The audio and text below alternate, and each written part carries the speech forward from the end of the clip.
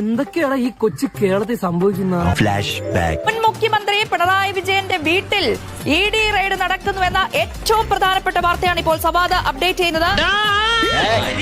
മാസപ്പടി കേസിൽ അടുത്ത ഘട്ട അന്വേഷണത്തിലേക്ക് ED കടന്നിരിക്കുകയാണ്.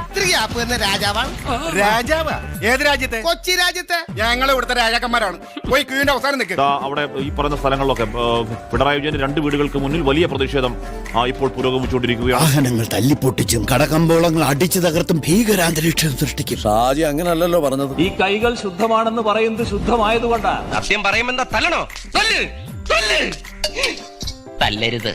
അത് എന്റെ ഓഫീസിലേക്ക് എത്തുന്നുണ്ടോ? വന്നോട്ടെ. ഞാൻ നേരത്തെ പറഞ്ഞല്ലോ, അതിനൊന്നും എനിക്ക് യാതൊരു വിഷമവും ഇല്ലെന്നുള്ളൂ. അത് ഞാനല്ല. വടിയിൽ കനമുള്ളവനെ വഴിയിൽ പേടിക്കണ്ടു. ആ ഒരു ധൈര്യം തന്നെയാണ് ഇതേവരെ എന്റെ ജീവിതത്തിൽ ഉണ്ടായിട്ടുള്ളത്. അത് അന്നത്തെ ചോരത്തിളപ്പിന്. ഇപ്പൊ എന്ത് ചോര തണുത്തു? നീ നുള്ളിയത് ചെവിയാടാ, ഇവന്റെ ചെവി. ഇവൻ ആരാണെന്ന് നിനക്കറിയില്ല. അതിന്റെ ദൃശ്യങ്ങളാണ് പ്രേക്ഷകർ കാണുന്നത്.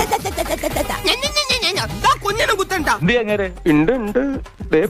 സമാധാനപരമായിട്ടാണ് എല്ലാ പ്രതിഷേധവും രേഖപ്പെടുത്തി മുന്നോട്ടേക്ക് പോകുന്നത് എന്ന് ഞങ്ങൾ പ്രത്യേകം പറഞ്ഞിട്ടുണ്ട്.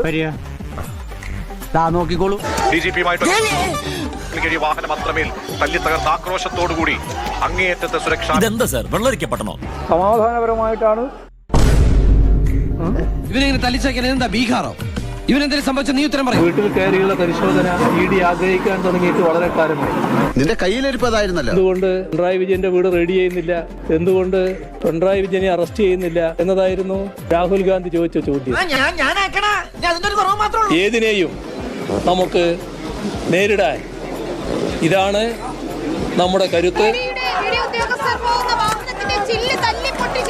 പോക്കിരിത്തരം കാണിച്ചു പിന്നെ നിന്ന് മറ്റേ വർത്താനം പറയുന്നു. ഒന്നിച്ച് നമുക്കിറങ്ങാം എന്ന് മാത്രമാണ് ഈ ഘട്ടത്തിൽ പറയാനുള്ളത്. എന്റെ ഓഫീസിലേക്ക് എത്തുന്നുണ്ടോ? എന്നോട്ടെ. ഞാൻ നേരത്തെ പറഞ്ഞല്ലോ, അതിനൊന്നും എനിക്ക് യാതൊരു വിഷമവും ഇല്ലെന്നുള്ളൂ. നിന്നെ ഇതിനൊന്നും കൊള്ളുകയില്ലെന്ന് നീ വീണ്ടും വീണ്ടും തെളിയിച്ചു.